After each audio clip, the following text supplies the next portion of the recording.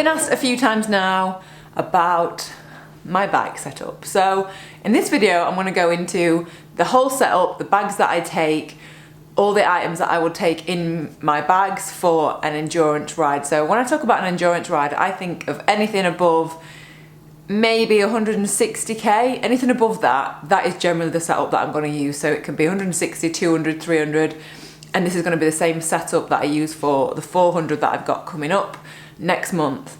And before I go into every single item that I take, I want to make this very, very clear.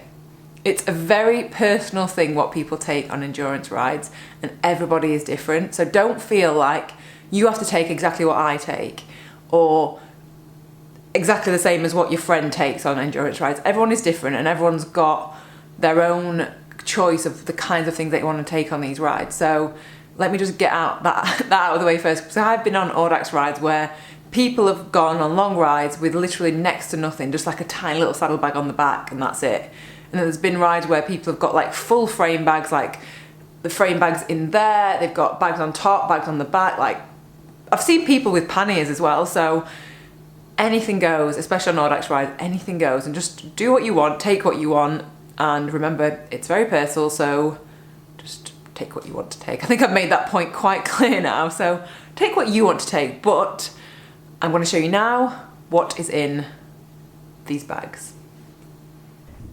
So I'm just going to talk you through very quickly what's on my bike, what's going on with it, and I'm going to show you what's in the bags as well for long distance riding. As you can see at the bottom there, I always have 2 lights, one on each seat stay, just because you always want to back up. Also got this bag, saddlebag on the back. I'm going to show you what's in there in a second.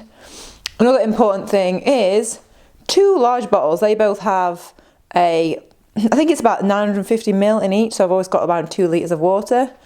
I've got this top tube bag, which is a Toe Peak one. I've done videos on this before. I'll leave a link to that if you actually want to know more about the actual bag itself. And then I normally have 2 lights on the front, but I've taken the other one off just because I borrowed it. And that's the light that I use, which is the Lazine 800 XL. And then there's my Garmin. So I'm going to show you now what's actually in the bag, so you can see the actual setup of the bike, how it looks when I'm riding. And now you're going to see what I actually take with me. First off, let's talk about this top tube bag. This is such a good bag because it's got a little hole there that you can charge your Garmin up as you're riding, so that's what I really like about this bag. And generally what I put in here is I put a charging pack, so as you can see there, that charges an iPhone maybe 2 or 3 times, so that's really good for charging as I go.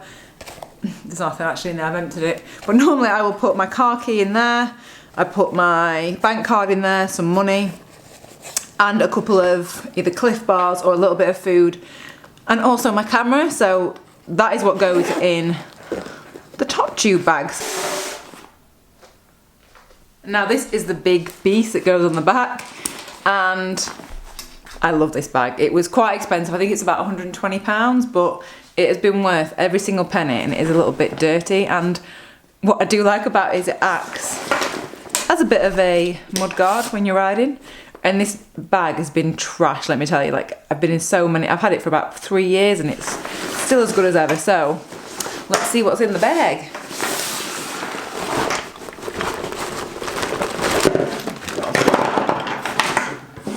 So, most important thing to take is this. This is my toolkit. Anyway, so what I take, multi-tool. Always want a really good multi-tool, just because this is a really good one, because it's got a chain, I think, is it called a chain catcher, a chain keeper or something on it, so you can actually change, if you get a snap chain, you can actually use that to basically fix your chain. I'm going to do a separate video on that because it is one that I need to spend a bit of time working on to show you how to do it. So good multi-tool, that's a Toe Peak one.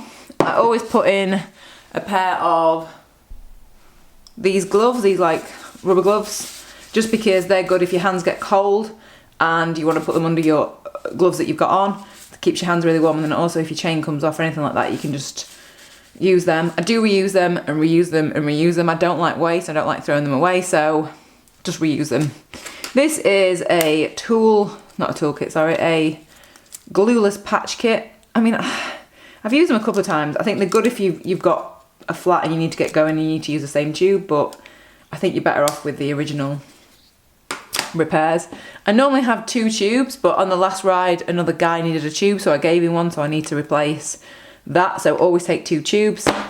A tie wrap, just because tie wraps just come in so handy for practically everything.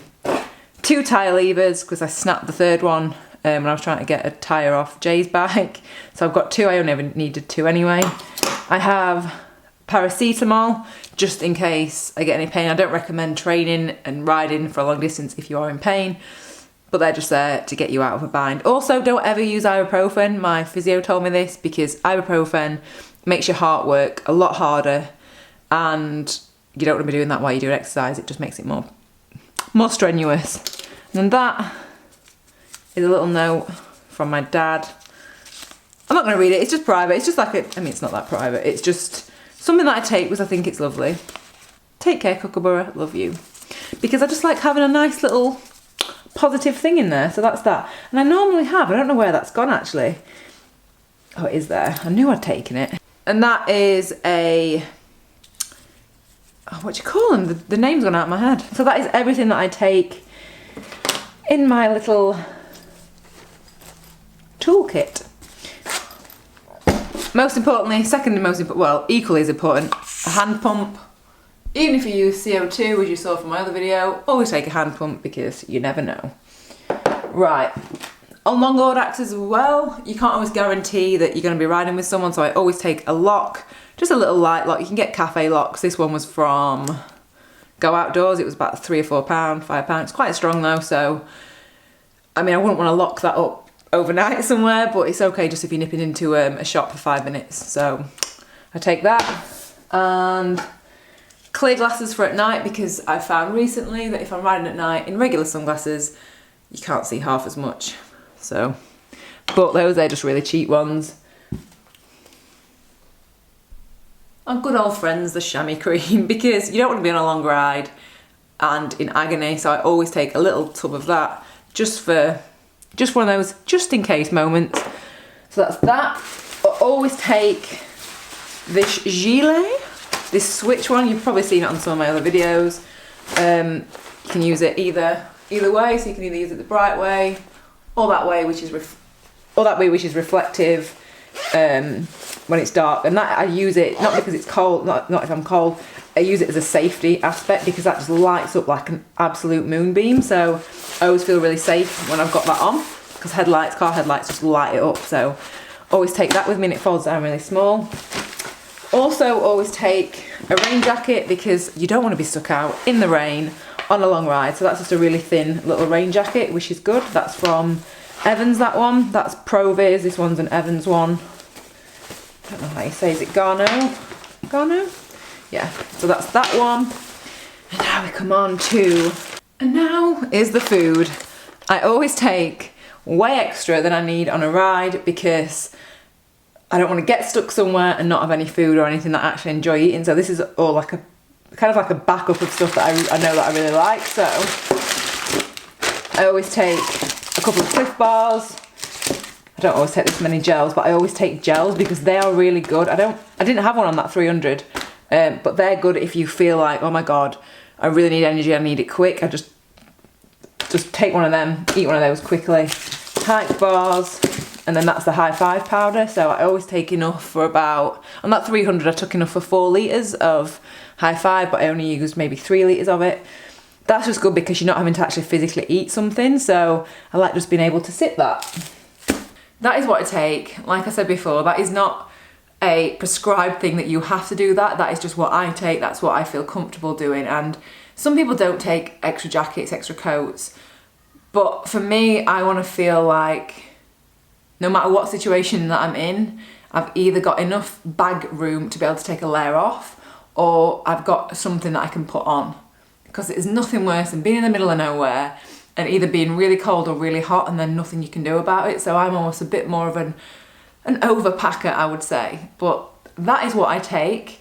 If you've got any tips or suggestions of things that you think I should take, let me know in the comments and help somebody else out. If you think there's anything else that people should take, let me know in the comments and I will see you next video. I do hope that that has been helpful because I love seeing what other people take on rides, but personally for me, that's what I take. So I will see you on the next video. So ta-ra, and I will see you soon.